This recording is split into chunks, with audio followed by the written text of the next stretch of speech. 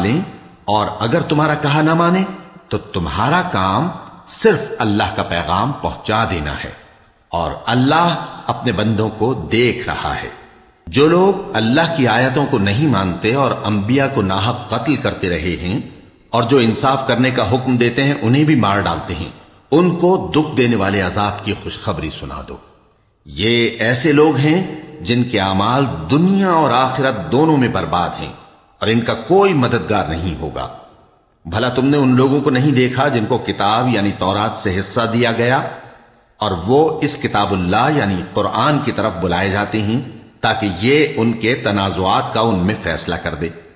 تو ایک فریق ان میں سے پھر جاتا ہے اور منہ پھیر لیتا ہے، یہ اس لیے کہ یہ اس بات کے قائل ہیں کہ دوزخ کی آگ ہمیں چند روز کے سوا چھو ہی نہیں سکے گی، اور جو کچھ یہ دین کے بارے میں بہتان باندھتے رہے ہیں اس نے ان کو دھوکے میں ڈال رکھا ہے۔ تو اس وقت کیا حال ہوگا جب ہم ان کو جمع کریں گے، یعنی اس روز جس کے آنے میں کچھ بھی شک نہیں، اور ہر نفس اپنے اعمال کا پورا پورا بدلہ پائے گا اور ان پر ظلم نہیں کیا جائے گا۔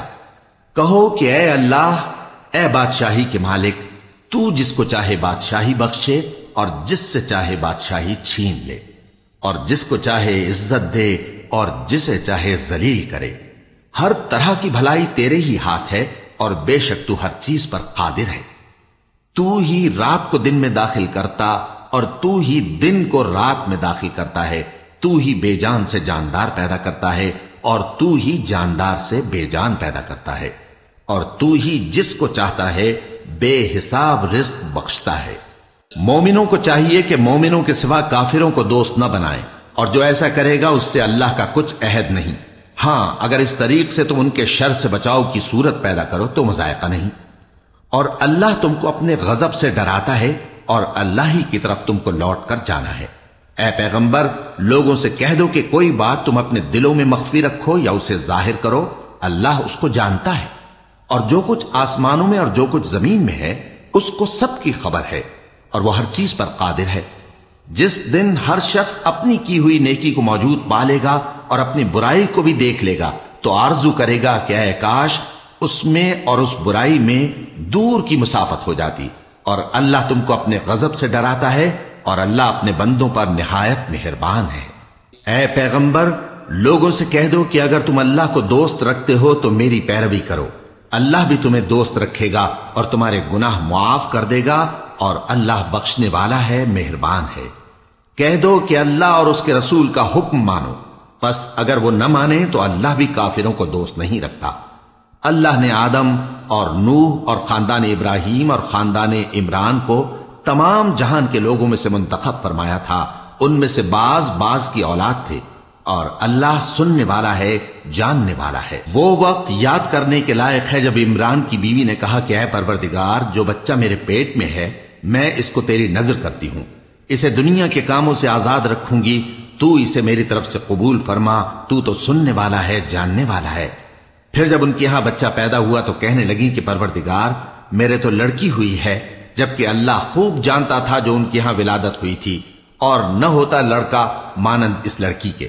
اور کہنے لگیں میں نے اس کا نام مریم رکھا ہے، اور میں اس کو اور اس کی اولاد کو شیطان مردود سے تیری پناہ میں دیتی ہوں۔ تو اس کے پروردگار نے اس کو پسندیدگی کے ساتھ قبول فرمایا اور اسے اچھی طرح پرورش کیا، اور زکریا کو اس کا کفیل بنایا۔ زکریا جب کبھی عبادت گاہ میں اس کے پاس جاتے تو اس کے پاس کھانا پاتے۔ یہ کیفیت دیکھ کر ایک دن مریم سے پوچھنے لگے کہ مریم، یہ کھانا تمہارے پاس کہاں سے آتا ہے؟ وہ بولی کہ اللہ کے ہاں سے آتا ہے، بے شک اللہ جسے چاہتا ہے بے حساب رزق دیتا ہے۔ اس وقت زکریا نے اپنے پروردگار کو پکارا، عرض کی کہ پروردگار، مجھے اپنی طرف سے اولاد صالح عطا فرما، تو بے شک دعا سننے والا ہے۔ چنانچہ وہ ابھی عبادت گاہ میں کھڑے نماز ہی پڑھ رہے تھے کہ فرشتوں نے آواز دی کہ زکریا، اللہ تمہیں یحییٰ کی بشارت دیتا ہے، جو کلمۃ اللہ یعنی عیسیٰ کی تصدیق کریں گے اور سردار ہوں گے، اور عورتوں سے رغبت نہ رکھنے والے، اور ایک پیغمبر یعنی نیکوکاروں میں ہوں گے۔ زکریا نے کہا، اے پروردگار، میرے ہاں لڑکا کیوں کر پیدا ہوگا کہ میں تو بڈھا ہو گیا ہوں اور میری بیوی بانجھ ہے؟ فرمایا، اسی طرح اللہ جو چاہتا ہے کرتا ہے۔ زکریا نے کہا کہ پروردگار، میرے لیے کوئی نشانی مقرر فرما دے۔